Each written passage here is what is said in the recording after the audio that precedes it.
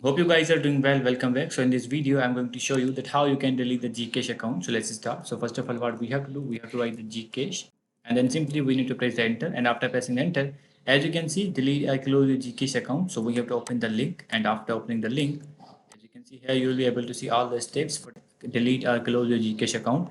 If you need further help account, they have provided all the information, what kind of verification problem are you. So as you can see, these all steps are provided here. You need to follow this. If you want to contact with the customer support, they will also guide you. For example, I'm going to click on this.